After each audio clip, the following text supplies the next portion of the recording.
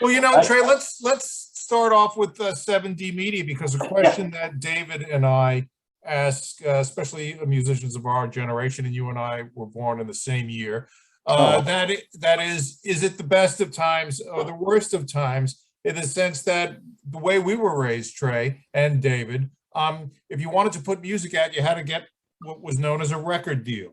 Okay.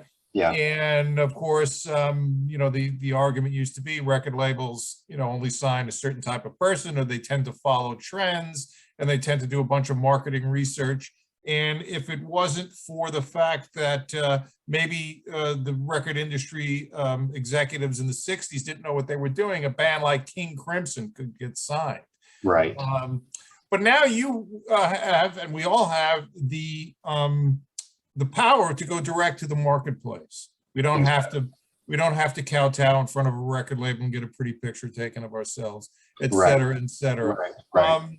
Is it the best of times or the worst of times in that sense? It's not too sucky.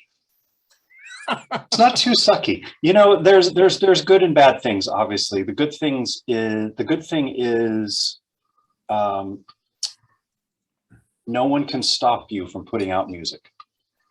And the awesome thing about that is people can actually explore where their creative vision takes them, as opposed to within an industry, people say they want to hear something new, but they don't, for the most part. So you're actually not really allowed. Well, you're certainly not allowed full creative leaps, but your creative leaps have to be within parameters of the known world, which really isn't a creative leap. Not really. It's not a hard line. And then, of course, the downside of that is there's too much music. Maybe that's a judgment call, too much, but there's so much supply that it's kind of devalued, and also it's just overwhelming as a listener. Yeah, it's interesting you say that, because everybody with one of these now, an iPhone, is a recording studio, is a record label. Everyone's a record label now. Everyone's signed, but. But then again, it probably wasn't much different on February 10th, the day after the Beatles were on the Ed Sullivan Show in 1964, and everybody went out and bought guitars and drums. Yeah. So, one of the other interesting things that I don't feel like it's really affected the projects I was in. It might have been like the previous generation, but I could see how things probably were loosened up a little bit. Was that when you had, so I'm taking this a lot from the older guys who I've worked with, when you, and I saw it as a music lover, when you had a band that was signed, you really weren't allowed to put out that much music. And so if there was someone in the band who had kind of a musical a vision that maybe didn't quite fit that band, there's all this internal fighting about whether that thing gets to go in the project, or the drummer gets to write his poetry so that he gets part of the publishing, and all this. And now there's none of that. Hey, you got something cool you want to do, just go do it. Right. Don't get it on, don't smear it all over King Crimson. Just go make a solo record. I think that's a great freedom, that there's room for any idea to be explored. And actually, I was with a coaching client this week, and he was running into a thing that we all kind of run into, is if you have a lot of various interests, if you put them all in the same pot, it kind of dilutes them and makes it seem like you don't quite know what you're doing. So you just make a frame for each one of them. You just have 3 band names, and you make 3 Bandcamp accounts, and you just let them be what they want to be. And you don't try to say, oh, all of this is Trey, good luck. Here's an abstract thing, here's a reggae thing, here's a synth pop thing. They don't belong together. And now you can kind of separate that out. And that probably gives a lot of bands freedom to really be what they are, so that not everybody in the band is trying to get their little thing squished in there. That's one look at it. Right. Now, you as a label owner, I mean, we still have to, tip our hat to people like, John Hammond, Lou Adler, Clive Davis, who could find talent and nurture it. And nurture it.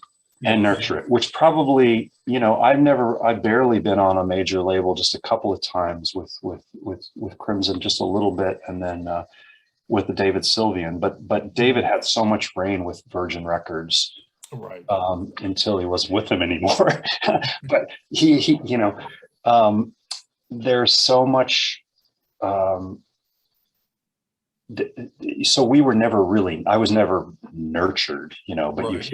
you hear about the old days where there was nurturing, and, take some seed money and go off and write for a year and we'll work with you. And, they were working because they're making an investment, and it's an investment. So they want to make their money back. It's not a grant. It's always been a business. It's always been a business. If you look at the great recording artists of the 20th century, it doesn't matter if it's Frank Sinatra, Tony Bennett, Miles Davis, Charlie Parker, the Beatles, Laura Nyro. Their first few records didn't sell. They were not successful out of the box. Yet these visionaries, like the ones I mentioned, and of course there are more, realized that they had to find an audience, number one. And we're talking about the days when people went out and played every night. Plus, the audiences had to catch up to them because in many ways they were ahead of their time. Right. So there was and grow the voice with the audience. Right, exactly. I've never had that kind of interaction, and I feel a bit of a loss, a sadness about it. Not having that kind of producer who could say, not push you around, but say, here's where you are connecting. Here's where it's working.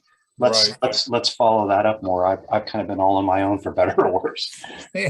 A George Martin or an Eddie Kramer who could push people in the right direction. Yeah. But it's interesting now, if you look at what's considered the mainstream and what's considered maybe the fringe or the outside the mainstream, there's more outside the mainstream now because everyone is their own record label and distribution company than there are, a Beyonce or a Nicki Minaj or David's favorite Cardi B. So it's really like the underground is now surfacing, and it is, and it's global. So you can see like this weird shit coming out of Norway or funny spots in Paraguay or whatever, and they kind of have their freedom to. I mean, for me, the saddest thing in the world is to go into. You guys ever use this Radio Garden app? Have you seen this thing where you can tune? It's actually a map of the globe, like the old Google Earth, and you can actually spin around. You can go into Afghanistan and pick radio stations. Wow. And it's really fantastic, and you can save them. So I've got all these stations in Pakistan and stuff, and then a bunch in South America. And to me, you may have the FBI after you very soon. I know. For me, it's the saddest thing in the world to zoom in Pakistan and hear the same shit that you hear in France. It's like, wow, come on, what But there's a lot of other stuff. There's a lot of cool. There's a cool electronic music scene almost everywhere on the planet. Yeah, pretty much. Well, now what about easy to do now? Yeah, with 7D Media, how do you choose the artists? It's a very quirky particular thing, and it's a very unusual model that I've just kind of based off my need. Basically, I had the framework built for myself and a couple of records that I was involved with some Seattle musicians, and we have a hard copy distributor, believe it or not. People still buy CDs and records.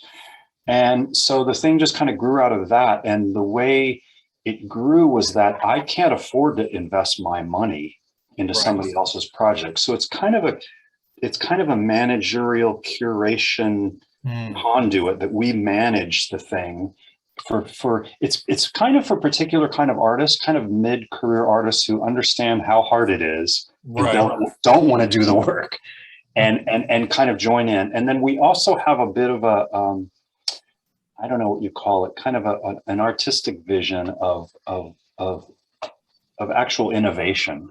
Okay. So I've been trying to, I don't look for people generally. They're usually people we already know, but sometimes people write us, and if it feels like it fits, then it fits. Yeah.